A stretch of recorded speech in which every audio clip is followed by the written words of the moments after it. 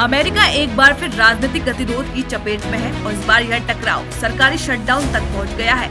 राष्ट्रपति Donald Trump के नेतृत्व में रिपब्लिकन पार्टी और डेमोक्रेट्स के बीच तीखी लड़ाई चल रही है, जिसमें अब तक डेमोक्रेट शासित राज्यों के करीब 26 अरब डॉलर की फंडिंग रोक दी गई है। सबसे हालिया कदम में ट्रंप प्रशासन ने शिकागो शहर को दी जाने वाली 2.1 अरब डॉलर की फेडरल फंडिंग रोक दी है। ट्रंप का दावा है कि यह परियोजना मानकों के अनुसार नहीं चल रही थी।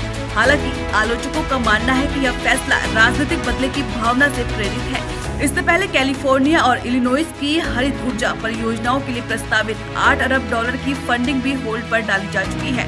यहाँ तक कि न्यूयॉर्क सिटी में चल रहे ट्रांजिट इंफ्रास्ट्रक्चर प्रोजेक्ट्स भी फंडिंग रुकने के कारण ठप हो चुके हैं। डोनाल्ड ट्रंप ने न्यूयॉर्क में नेशनल गार्ड के जवानों को भेजने की धमकी दी है।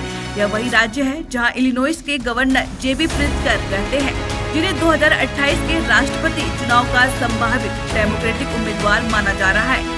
इस चेतावनी को सीधे तौर पर एक राजनीतिक संदेश के रूप में देखा जा रहा है। वर्तमान में अमेरिकी कांग्रेस में 1.7 ट्रिलियन डॉलर के बजट बिल पर गतिरोध बना हुआ है, जो सरकार के अगले 3 महीनों का खर्च कवर करने के लिए आवश्यक है। यदि यह बजट पास नहीं होता तो सरकार के कई विभागों को ठप होना पड़ सकता है, जिसके तहत स्वास्थ्य देखभाल और मेडिकेयर सब्सिडी, रिटायरमेंट लाभ योजनाएं, वैज्ञानिक अनुसंधान और शिक्षा क्षेत्र प्रभावित होंगे। अब तक इस शटडाउन से 20 लाख से अधिक सरकारी कर्मचारियों की तनख्वाह प्रभावित हो चुकी है। हालांकि सेना, एयरपोर्ट सुरक्षा और अन्य अनिवार्य सेवाएं अभी भी चालू हैं। चुनावी प्रचार के दौरान भले ही डोनाल्ड ट्रंप ने खुद को प्रोजेक्ट 2025 से अलग बताया था, लेकिन अब वे उसी दिशा में कदम बढ़ा रहे हैं। यह प्रोजेक्ट एक कंजर्वेटिव पॉलिसी एजेंडा है, जिसका उद्देश्य है सरकार के ढांचे में कटौती करना और कई एजेंसियों की भूमिका सीमित करना। ट्रंप अब अपने बजट प्रमुख रस आउट के साथ बैठक कर रहे हैं, ताकि यह तय किया जा सके कि डेमोक्रेट समर्थित फेडरल एजेंसियों की फंडिंग को स्थायी रूप से बंद किया जाए या अस्थायी रूप से रोका जाए।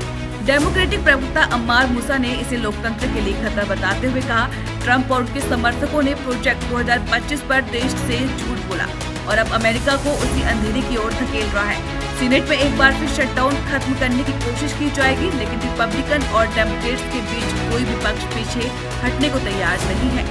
डोनाल्ड ट्रंप ने डेमोक्रेट्स पर हमला बोलते हुए कहा कि वे चाहते हैं कि अवैध प्रवासियों को भी सरकारी हेल्थ कवरेज मिले, जो कि पूरी तरह अस्वीकार्य है। वहीं डेमोक्रेट सांसदों का कहना है कि कोरोना काल के बाद बने हालात को देखते हुए स्वास्थ्य देखभाल और सामाजिक सुरक्षा के लिए ज्यादा फंडिंग जरूरी है।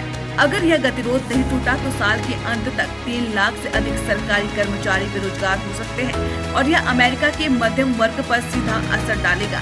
शटडाउन का यह संकट सिर्फ राजनीतिक लड़ाई नहीं है, यह अमेरिका की अर्थव्यवस्था, सरकारी व्यवस्था और नागरिकों की रोजमर्रा की जिंदगी पर सीधा असर डाल रहा है। प्रोजेक्ट 2025 और बजट कटौती जैसे फैसलों से यह साफ हो गया है कि 2024 के बाद की अमेरिकी राजनीति और प्रशासनिक दिशा क्या हो सकती है। आगे की जंग किस करवट बैठेगी, यह आने वाले दिनों में तय होगा।